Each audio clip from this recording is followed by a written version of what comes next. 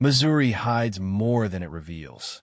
Beneath its farmland and forests are ancient secrets, giant bones, lost tribes, vanished mines, and stone symbols no one can decode. This isn't folklore. It's the eerie, half-buried truth beneath the show's state.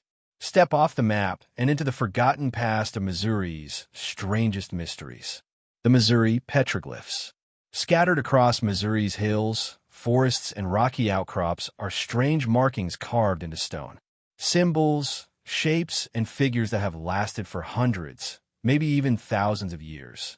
These ancient rock carvings, known as the Missouri petroglyphs, are some of the oldest surviving records of human culture in the state. And while we can see them clearly today, their meaning is still mostly a myth. Who made them? What were they for? When were they carved? We have theories, but no solid answers. That mystery is part of what makes them so fascinating. One of the best places to see these carvings for yourself is Washington State Park, about an hour's drive south of St. Louis.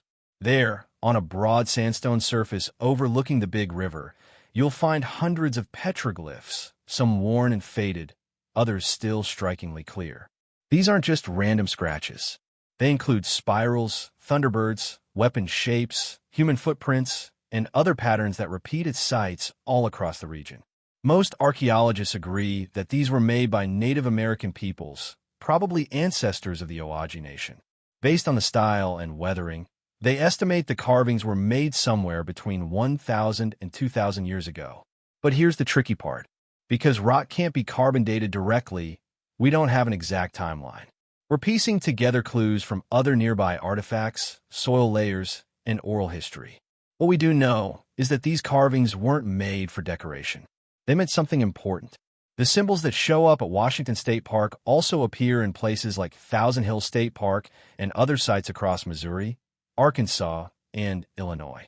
That suggests a shared symbolic system, maybe a spiritual language, a storytelling tradition, or ceremonial markings passed down through generations.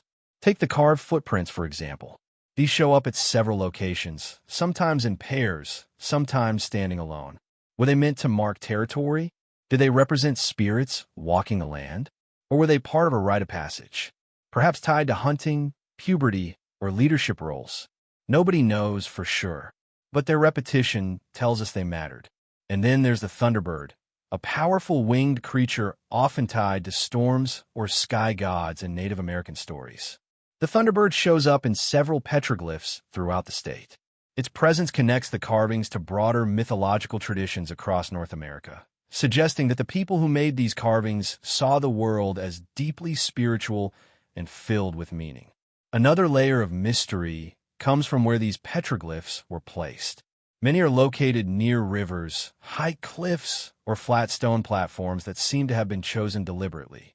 Some researchers believe these locations might align with the sun or moon during solstices or equinoxes. Others think they were used for ceremonies, places where people gathered for rituals, storytelling, or passing down traditions. Still, others suggest they marked seasonal migration paths or hunting territories. In truth, it could be all of these things or none of them. The absence of written records keeps the door open for interpretation. Unfortunately, not all of these ancient carvings have survived. Over the past 2 centuries, many petroglyphs have been lost to natural erosion, construction, and even outright vandalism. In some cases, entire rock panels were dynamited, relocated, or graffitied before anyone realized their historical significance. Others were simply ignored, left unprotected, and exposed to the elements. Today, many of these carvings are still at risk. While a few places like Washington State Park have official protection and public education programs, most petroglyphs remain off the radar. They're not part of the typical history curriculum, and they don't always show up in tourist brochures. That's slowly changing, though. More and more archaeologists are taking a second look at these carvings using modern tools. High-resolution 3D scanning, photogrammetry, and mapping technology are helping to document the carvings in detail. These methods let researchers capture the shape, depth, and alignment of the symbols, sometimes revealing patterns that were too worn to notice with the naked eye. By layering this data with environmental studies and indigenous oral histories, experts are building a fuller picture of what these carvings might have meant. Just as importantly, indigenous communities are reclaiming these sites as part of their living heritage. For many, the petroglyphs aren't just historic. They're sacred. They represent stories, lessons, and beliefs passed down over centuries. They carry meaning that goes beyond what archaeology can explain. In that sense, the carvings are still alive, still speaking, even if we don't fully understand the language.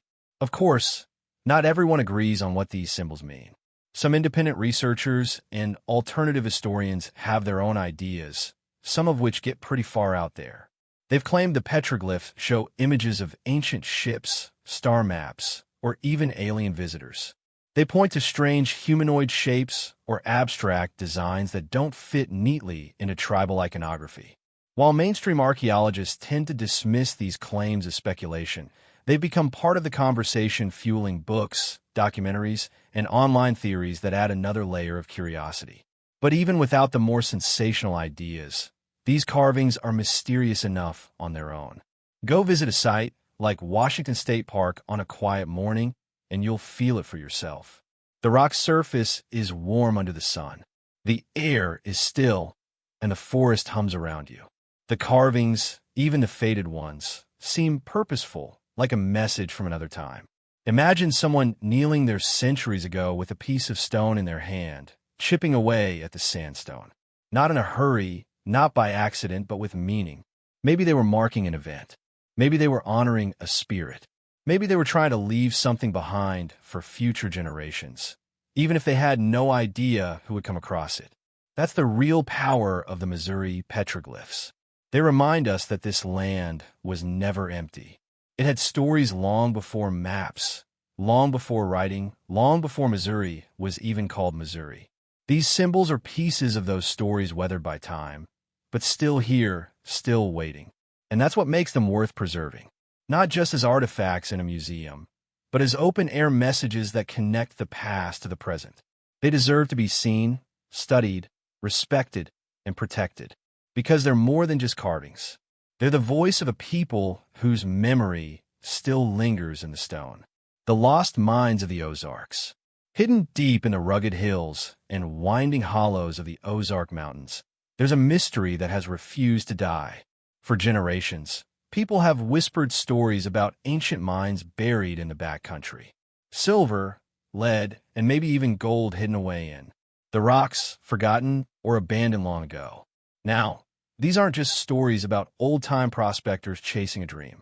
The legends go back even further.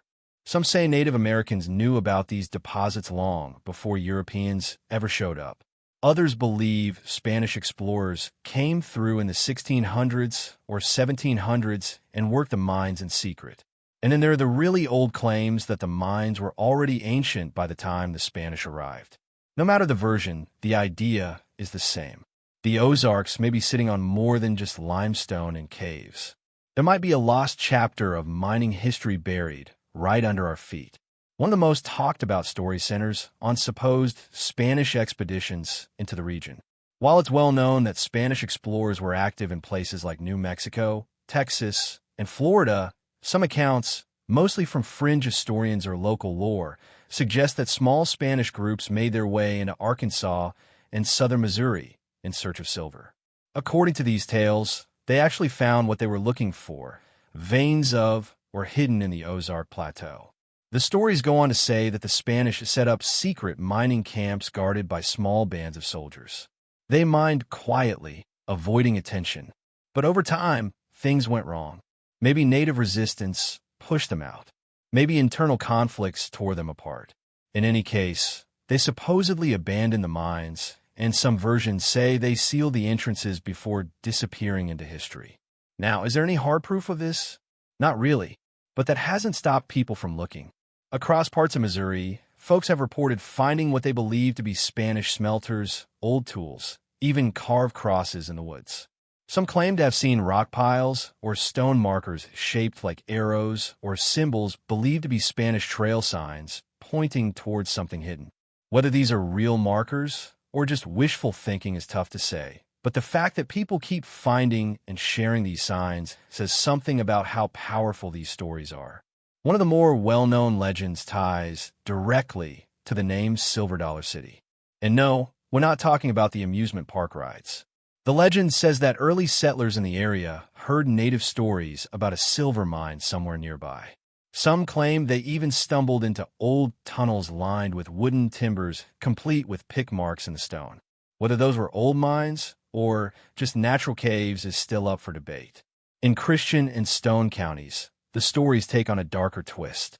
There are old rumors about people who claim to find one of these mines only to vanish without a trace. Others reportedly tried to dig on their own, only to be stopped by suspicious landowners, government agencies, or just plain bad luck.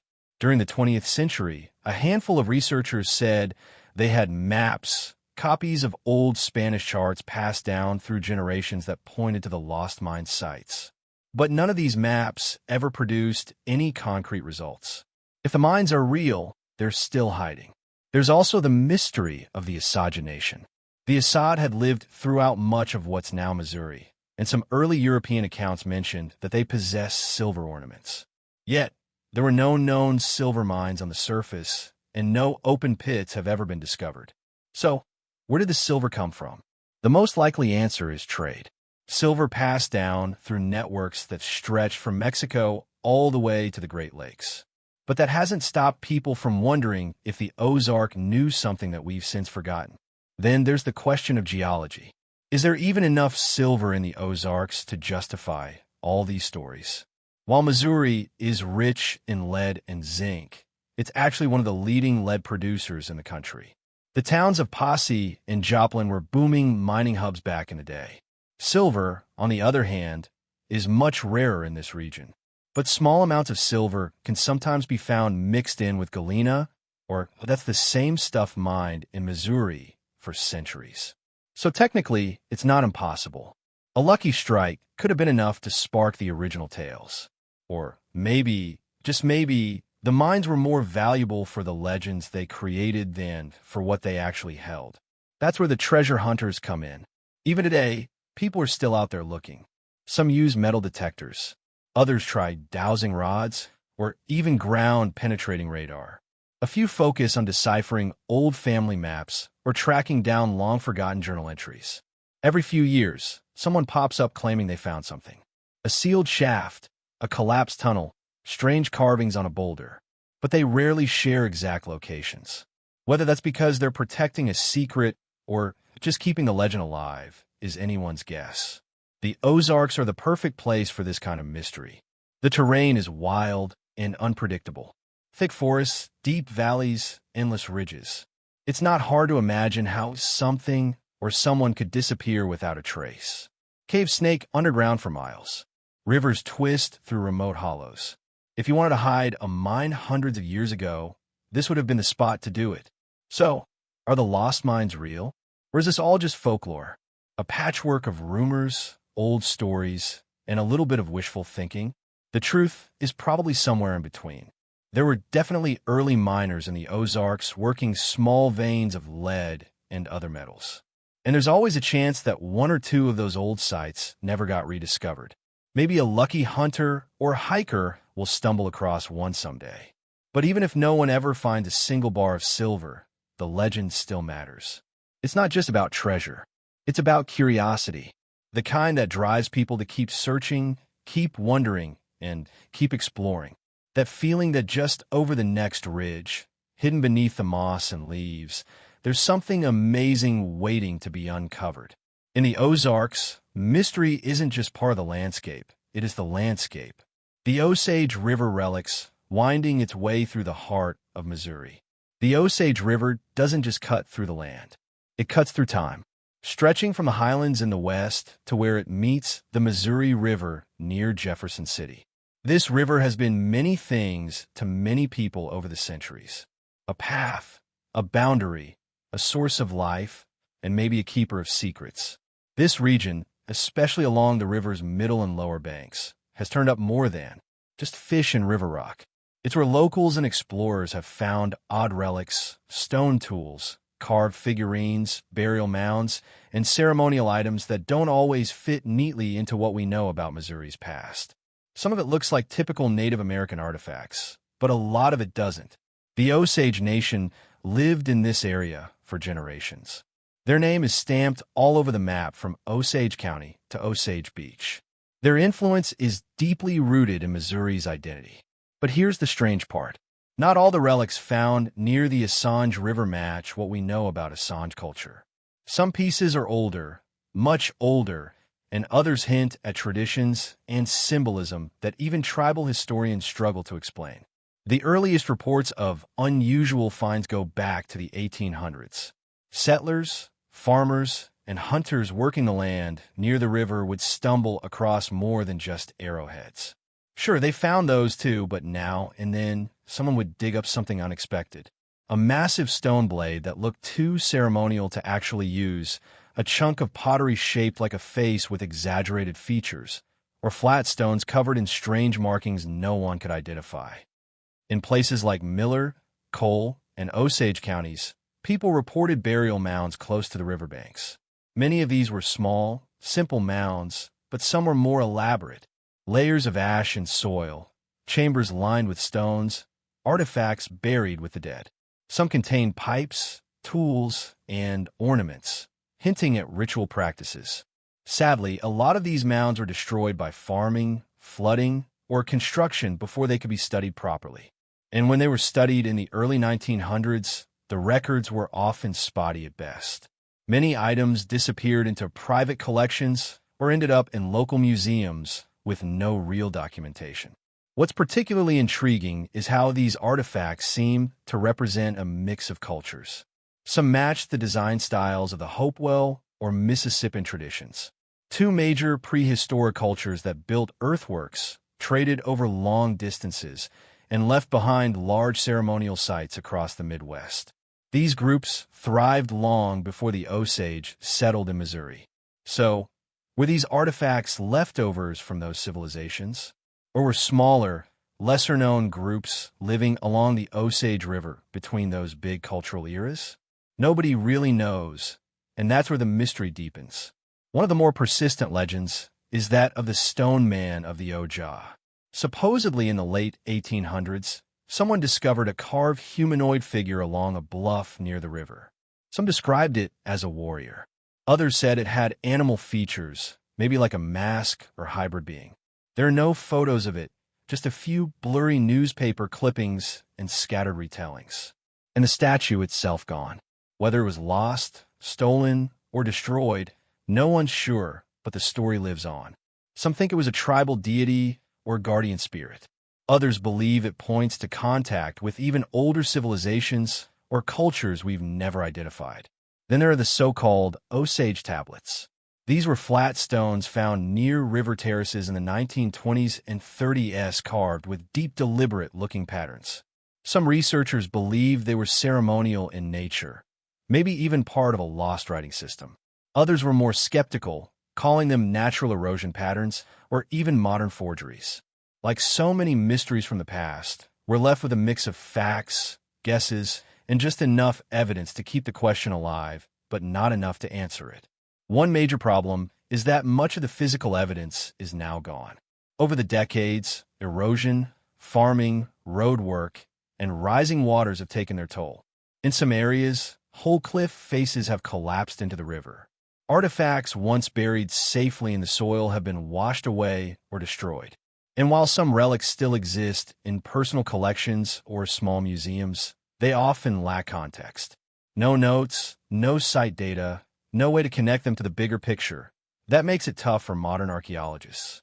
Without clear records or reliable excavation data, it's hard to say what culture a piece belonged to, how old it is, or what it might have meant. In other words, we're working with a puzzle missing most of its pieces. Still, enough remains to hint at something deeper.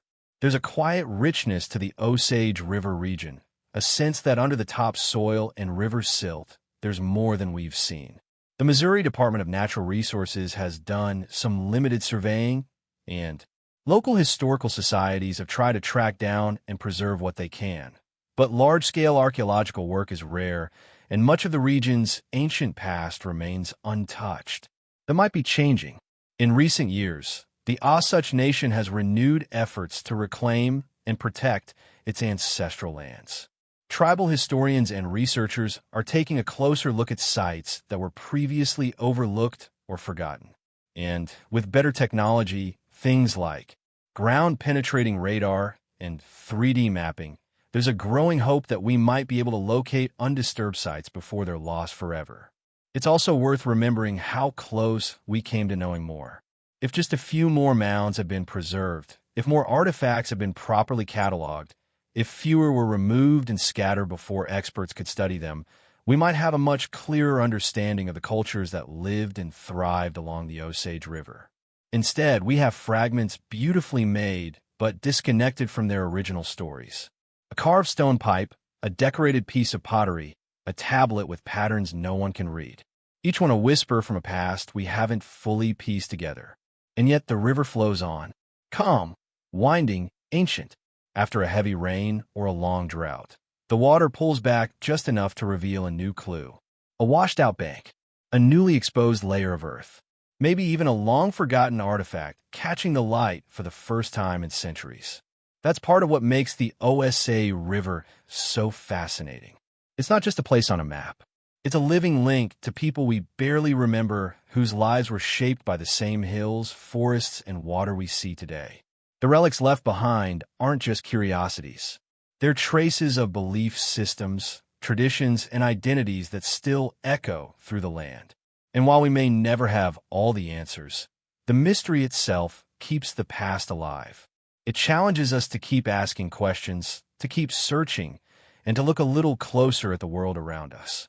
Because sometimes the stories we're missing are buried just beneath the surface, waiting for someone to listen. The giant bones of Gasconade County, tucked into the hills of central Missouri, where the Gasconade River curls through wooded valleys and quiet farmland, there's a legend that refuses to die. It's not carved in stone or taught in history books. But if you've spent any time in these parts, you've probably heard whispers about it. A tale of giants, literal ones. Back in the 1800s, as settlers pushed deeper into the frontier and began clearing land for farming, they started unearthing strange things from the soil. Gasconade County became one of several places across the U.S. where people claimed to find giant human skeletons, not just tall folks, but towering figures said to measure between 7 and 9 foot tall. Most of these stories surfaced during the mid to late 19th century, when development and agriculture were unearthing things that had been buried for centuries. At first, the bones were often mistaken for those of large animals.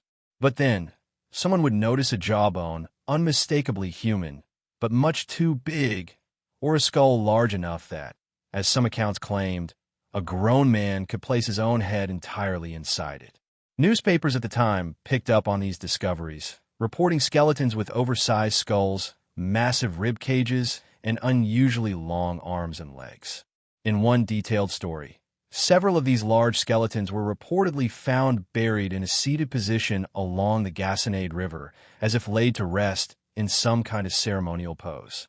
One account even mentioned double rows of teeth, a detail that pops up in other giant skeleton reports around the country. But as you might expect, the bones never stayed put for long. Some were taken by curiosity seekers. Others were sent off to museums or private collectors and never seen again. And many were simply forgotten, re-earied, washed away, or destroyed by time. That's part of the mystery. We have these vivid stories and scattered reports, but not much physical evidence. Some researchers believe many of these bones ended up at institutions like the Smithsonian, which was actively collecting Native American remains and artifacts during that era. But there's little trace of Missouri's giants in any official records. Over time, that silence helped feed suspicions. Were these remains quietly hidden away, or were they never real to begin with? Skeptics point out that the 19th century was full of sensational newspaper stories and amateur digs. Scientific standards weren't exactly what they are today. And it's true that a lot of so-called giant skeletons may have simply been misidentified animal bones or the exaggerated product of someone's tall tale. Early excavations were rarely led by trained archaeologists, and the line between fact and folklore was often pretty thin. Still, the number of reports is hard to ignore. Gasconade County isn't the only place these stories surfaced.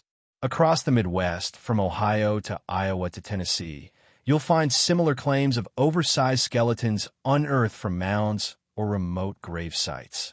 The consistency of the details, oversized skulls, seated burials, ceremonial arrangements makes you wonder if there's something behind it all.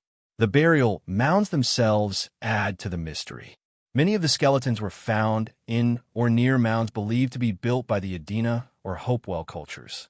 Ancient native societies known for their earthworks, complex rituals, and long-distance trade networks. These cultures existed centuries before the Owaji moved into Missouri, and their mound traditions span much of what's now the eastern United States. While mainstream archaeology hasn't confirmed the existence of giants, some of the larger bones described in old reports do challenge expectations. Could they have been examples of gigantism, a rare condition that causes people to grow unusually tall? Maybe that might explain one or two cases, but not entire groups. And these weren't just tall people. They were described as physically massive, well beyond normal human proportions. That's where the theories start to branch out. Some people believe these skeletons belong to a now extinct race of unusually large humans, an unknown chapter of North American history. Others go even further, linking the stories to biblical tales of the Nephilim, giant beings said to walk the earth before the Great Flood. Then there are the fringe ideas, lost civilizations, ancient alien hybrids, even early visitors from the Old World, Vikings, Phoenicians, take your pick. Most of these claims have little to no hard evidence behind them. But that doesn't stop people from wondering, because when you dig into the reports, not just the Missouri ones, but others from Kentucky, West Virginia, and Wisconsin, they start to echo each other in uncanny ways. Similar skeletons, similar burial sites, similar mysteries. Of course, science reminds us to be cautious. Human memory is fallible. Old newspaper stories were often more interested in selling copies than telling the full truth. And even today, there's a tendency to romanticize the unexplained. But in Gasconade County, the stories haven't completely faded. Locals still talk about the giants, about bones dug up by their great-grandparents, or the mound that used to sit on a certain ridge before the fields were flattened. There are maps passed down in families, rumors of hidden burial sites on private land, and the occasional amateur explorer who still goes poking around in the woods, hoping to find something that proves the old tales right. Drive through the region today, and it feels like any other quiet stretch of rural Missouri. You've got rolling farmland, oak-covered hills, old barns, and limestone bluffs. Nothing shouts mystery at first glance. But if you know what you're looking for or what you're listening for, it's easy to feel the weight of forgotten stories in the air. And maybe that's what makes the legend of the Gasconade Giants so compelling. Whether they were real or imagined, they speak to something deeper in us. A need to believe that the past still holds secrets, that not everything has been explained or uncovered, that there are still strange truths waiting in the soil just below the surface. So maybe the bones are gone. Maybe they were never there to begin with. But the story remains. It's passed down in family lore, buried in dusty archives, and etched into the identity of the land itself. The idea that once upon a time something truly enormous walked these hills and left behind just enough clues to keep us wondering. The stone fort at Elephant Rocks. If you ever find yourself in Iron County, Missouri, just a few miles outside the quiet town of Pilot Knob, you might stumble upon one of the strangest and least understood places in the state, Elephant Rock State Park. Most people come for the obvious, giant rounded boulders of pink granite that look like a herd of stone elephants frozen in time. It's a peaceful, scenic place where families hike, kids climb, and photographers try to catch the perfect golden hour shot. But if you wander off the main trail, climb just a little higher, and know what you're looking for, you'll find something very different. A structure that doesn't quite belong. Locals have called it the Stone Fort for generations. And the truth is, no one really knows who built it or why. At first glance, it's easy to miss. Nature has done a good job of hiding it. Trees, brush, and lichen-covered rocks make the place look like just another patch of the ridge. But if you pause and look closer, odd things start to stand out. Giant slabs of granite don't just sit randomly on the hilltop. Some are arranged into walls. Others are stacked with purpose. It's not obvious like a medieval castle or a Civil War fort, but it feels intentional. There are no signs explaining it, no brochures at the visitor center with its history. You won't see a plaque telling you when it was built. And that's where the mystery begins. The rocks themselves are ancient, over 1 billion years old. Part of the St. Francois Mountains, which are among the oldest exposed rock formations in North America.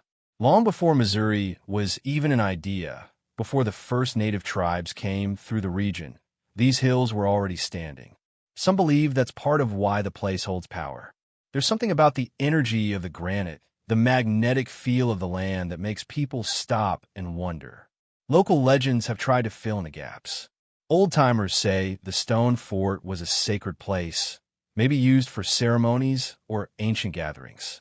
Some believe it was defensive, a kind of primitive stronghold for people who lived here long before modern history began. There are stories that link it to the Mississippian culture or maybe something even older. But the truth is, no one has proven anything. And that's not from lack of interest. It's from lack of study. Back in the early 20th century, some surveyors took note of the stone layout and marked it down as man-made. But after that, the trail goes cold. No official excavation, no archaeological teams digging through the soil, just a few old notes and a lot of unanswered questions. What's especially strange is how deliberate the layout feels. The stones aren't just big, they're massive. Some are too heavy for a single person to move, even with tools. Yet, they've been placed in ways that suggest human hands were involved. Dry-laid granite walls appear in short segments, like the ruins of some forgotten boundary. There are flat platforms that feel like lookout points. And in a few areas, the stones create enclosures that don't quite make sense unless someone built them for a reason. Could it have been a kind of calendar? Some researchers who visited the site think so. There are lines of sight from certain points that might align with solstices or lunar events. Nothing has been confirmed, but it's a theory that fits with similar ancient sites across the world, places where early people tracked time through shadows and sunlight. Then there's the location.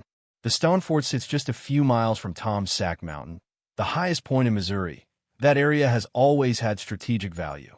From native settlements to Civil War battles like the one fought nearby at Fort Davidson. It's possible the ridge was chosen for a reason, not just for its view, but for its meaning. And don't forget the quarrying. Elephant Rocks wasn't always a park. It was once an active granite quarry. And some skeptics say the so-called stone fort is nothing more than leftover debris or half-finished cuts from those days. That would explain some of the clean breaks and odd placements, but not all of it. Some of the rocks are far away from the main quarry area. Some are arranged in ways that don't fit any industrial pattern, and many are so worn and covered in moss that they clearly predate the modern quarry. That's where the debate kicks in. Is it a natural formation that just looks intentional? A case of pareidolia, the human brain trying to find patterns in chaos? Or is it something older, something deliberately constructed, now forgotten? More fringe theories have taken it even further. Some claim the site is evidence of ancient visitors, the kind that sailed across oceans before Columbus and left mysterious marks all over the Americas. Phoenicians, Celts, even survivors from Atlantis have all been suggested in hushed conversations and internet forums. It's a big leap, but the mystery of the stone fort seems to attract those kinds of ideas. Most visitors to Elephant Rocks never even notice it. They stay on the main path, take their photos, and head back to the parking lot. And honestly, there's nothing wrong with that. The park is beautiful, and the giant boulders are worth the trip on their own. But for those who take the time to climb the ridge, to step off the trail and really look, there's something eerie up there, something unspoken. You can feel it in the silence between the stones, in the way the light filters through the trees, in the deliberate balance of rock and earth. The site doesn't feel random. It feels chosen. And maybe that's the most haunting part. Not knowing who stood here before us. Not knowing what they saw, what they believed, or what they built. The stone fort at Elephant Rocks remains one of Missouri's quietest mysteries. Not because it's hidden, but because it's ignored. In the end, the unanswered questions might be the most powerful part of the story. This place isn't marked on any treasure map. It won't show up in your average guidebook, but it's there waiting, watching, slowly being reclaimed by time. If you ever visit, step off the main trail, climb to the top of the ridge, and when you reach the stone fort, don't expect answers. Just listen. Look around. Let the silence speak. Because sometimes the past doesn't leave words, it leaves stones. And the strange feeling that something important happened here long ago, even if we don't know what it was. The Lost Tribe of the Ozarks. Deep in the Ozark Mountains of southern Missouri, there's a legend that refuses to fade. It's not the kind of story you'll find in textbooks or on museum plaques. It lives in quiet conversations, in old family stories passed down at kitchen tables, and in the silence of the forest where moss creeps up stone walls and forgotten trails vanish into undergrowth. Locals call it the story of the Lost Tribe of the Ozarks. It's an old tale, and like most legends, it comes with plenty of versions. But the heart of the mystery is this. Long before European settlers arrived, and maybe even before the Osage and other well-known tribes live in the area, there may have been a separate group of people, a tribe that didn't quite fit with the rest. They lived in the shadows of the mountains, tucked away in steep hollows and deep river valleys in places that still feel remote today. And then for reasons no one can explain, they disappeared. Who were they? That's the question that keeps coming up. And honestly, no one has a solid answer. Most of the sightings and rumors come from the counties of Shannon, Oregon, and Douglas. If you've ever driven the winding roads down there, you'll know how easy it is to get lost in those hills. Even today, with GPS and satellite maps, there are places that feel untouched where a person could live their whole life and never see more than a few neighbors. Back in the 1800s, when European American settlers were pushing westward and cutting their way into the wilderness, some of them started reporting odd things. They'd find ruins, not full buildings, but stone walls tucked into the sides of ridges, rock shelters that looked like someone had once lived there, and tools that didn't quite match the ones they'd seen from local tribes. Burial sites turned up too, with items that had unfamiliar patterns, carvings, and pottery that just didn't fit into the neat categories that archaeologists would later create for woodland or Mississippian cultures. Then came the stories, the ones that don't show up in official histories, but always seem to find their way into conversation when the fire burns low and the night gets quiet.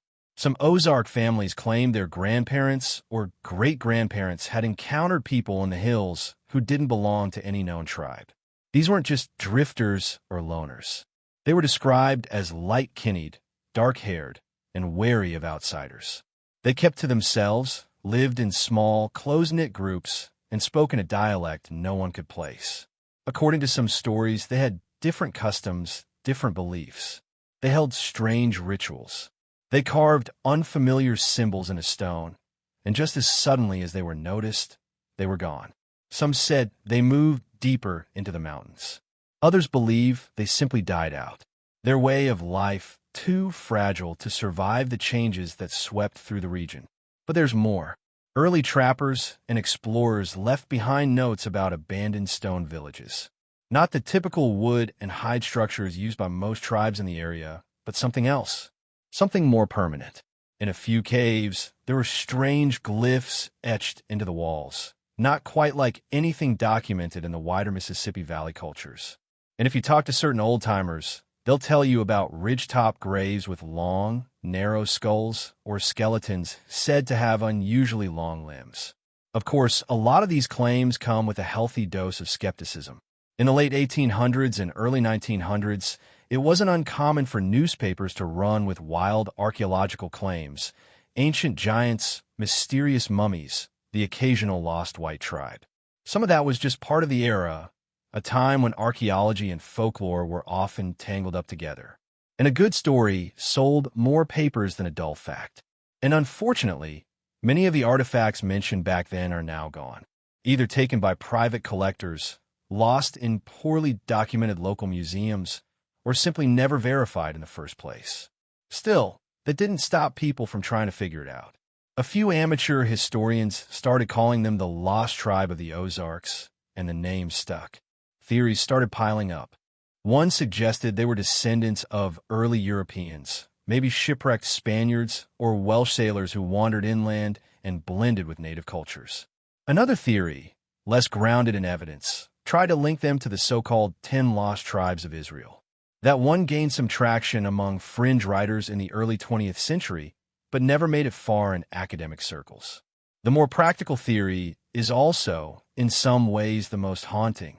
It's possible that the Lost Tribe wasn't foreign at all, just an isolated group of early Native Americans predating the Mississippian influence who developed their own unique customs, tools, and art in near total isolation. Missouri, after all, is packed with archaeological sites that haven't been fully explored. There are caves and mounds and ridges with secrets that still haven't been uncovered. In a place as vast and rugged as the Ozarks, it's not hard to imagine a small group surviving off the land for generations, slowly fading into memory without leaving much behind. Even the Osage, whose oral traditions go back centuries, told stories of earlier inhabitants, but as mysterious forest dwellers who retreated deeper into the woods whenever strangers came near. Some researchers think those myths might contain kernels of real history remembered and passed down in symbolic form. Throughout the 20th century, a handful of independent researchers kept digging. Sometimes literally, caves in the southern part of the state continued to yield human remains, often with stone tools or carvings that didn't match known styles. But without proper documentation and funding, most of these finds stayed stuck in limbo. Interesting, but not conclusive. Today, the legend sits in a strange place. There's no solid evidence, no confirmed cultural artifacts tied to a single lost group. But the stories haven't gone away. In places like Eminence, Mountain View, and West Plains, you'll still hear people talk about rock walls they found on their land or old symbols carved in the side of a bluff. Hikers stumble across them, take pictures, and wonder. Sometimes a new theory pops up online connecting dots that may or may not be related. Half folklore, half amateur archaeology. And maybe that's the most fascinating thing about it. Not whether the Lost Tribe of the Ozarks really existed, but how much we still don't know about the land beneath our feet. The Ozarks are a maze of shadowed valleys and silent hills. You can walk for miles without seeing a soul. There are caves no one's ever mapped, cliffs that haven't been studied, and river bends where time seems to slow down. If something or someone wanted to disappear here, they probably could. Whether the story is real or imagined, it's become part of the identity of this place. It taps into something deep and old. The feeling that history isn't always obvious, that sometimes what matters most is what's been forgotten. It reminds us that not every mystery is meant to be solved. Some are meant to be felt, to be wondered about. And next time you're hiking through a cedar thicket or following a stream through a narrow glade, take a look around. Listen. You might not find stone walls or ancient carvings, but you might feel the story still whispering through the trees. Underground tunnels beneath St. Louis. Underneath the city of St. Louis, there's a hidden world, a network of old tunnels, sealed-off passageways, and forgotten chambers that most people walk over every day without realizing what's beneath them. On the surface, St. Louis is a city of stadiums, breweries, and brick buildings. But go just a little deeper, and you enter a very different place, one filled with history, mystery, and a whole lot of unanswered questions. Now, some of what's under St. Louis is well known. There are 19th century beer cellars, old steam tunnels from the industrial age, and modern sewer lines. But over the years, people have stumbled across parts of the underground that don't appear on any official map. These sections raise a strange question.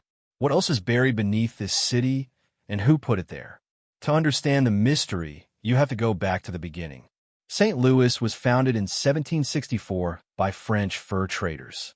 And thanks to its position along the Mississippi River, it quickly grew into a transportation and manufacturing powerhouse. As the city expanded, it built much of its early infrastructure underground, including storage vaults, coal tunnels, sewer systems, and even secret railways. But here's where things get odd. People have been reporting tunnels that don't match any of those known systems for more than 150 years. Take the Solid and Lafayette Square neighborhoods, for example. These areas are famous for their 1800s-era breweries, especially the massive Anheuser-Busch and LMP operations. Back then, beer had to be stored in cool places, so breweries carved lagering caves into the soft limestone beneath the city. These caves are real. Some are still accessible, but others lead somewhere else entirely. Urban explorers, the kind of people who sneak into abandoned buildings and forgotten basements, have reported tunnels branching off from these beer caves. Some end in collapsed stairways or bricked-off walls. Others just keep going. There are tales of old stone corridors that vanish into darkness, staircases that lead to nowhere, and doorways carved right into the bedrock, all sitting quietly beneath everyday city blocks. The Lump Brewery especially draws attention.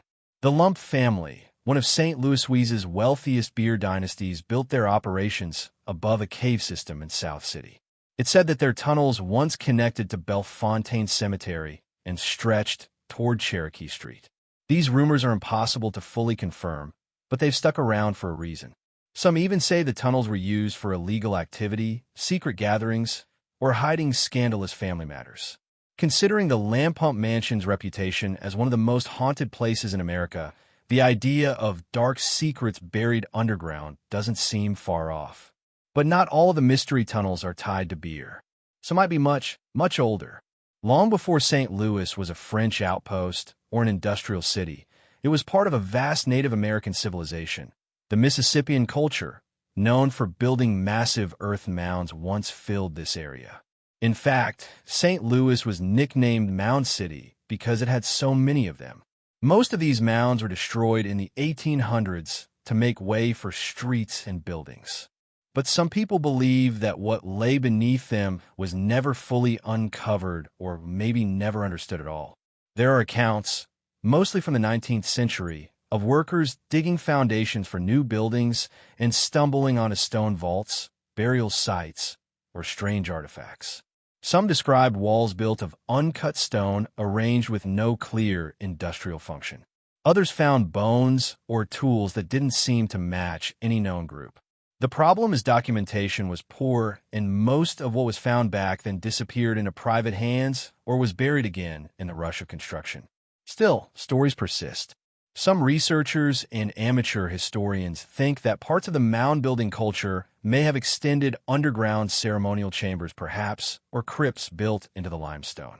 There's no hard proof, but the theory remains on the table, especially since so many ancient structures have already been erased above ground. And that brings us to modern times.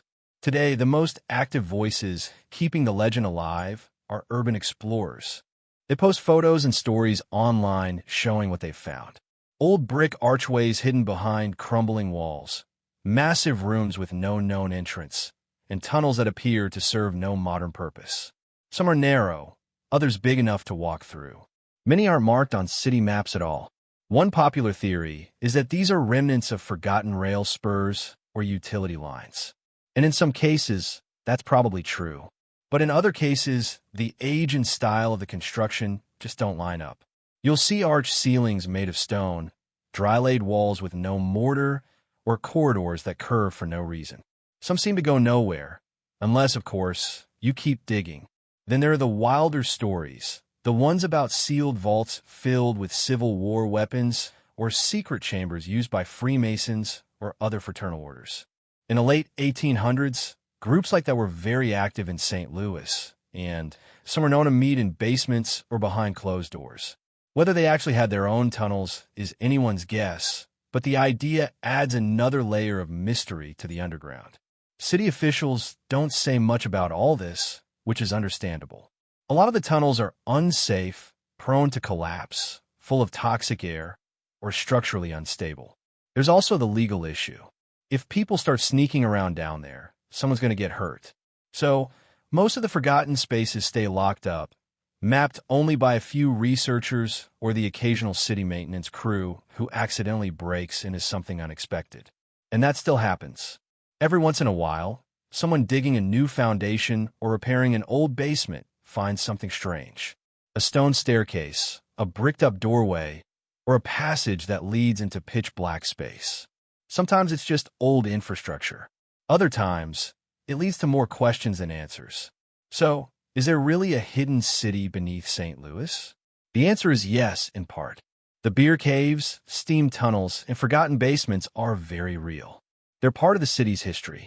But whether there's something older, stranger, or entirely unrecorded down there, that's still up for debate. What makes the mystery so compelling is how easily it could be true. St. Louis is a city built on centuries of change. Cultures have risen and fallen here, and most left little behind. The idea that something was buried and forgotten, intentionally or not, feels entirely possible. And until someone maps every inch of what lies beneath, the legend of the underground tunnels will keep going. Because sometimes the most interesting part of a city isn't what's built on top of the ground. It's what's still hidden underneath it.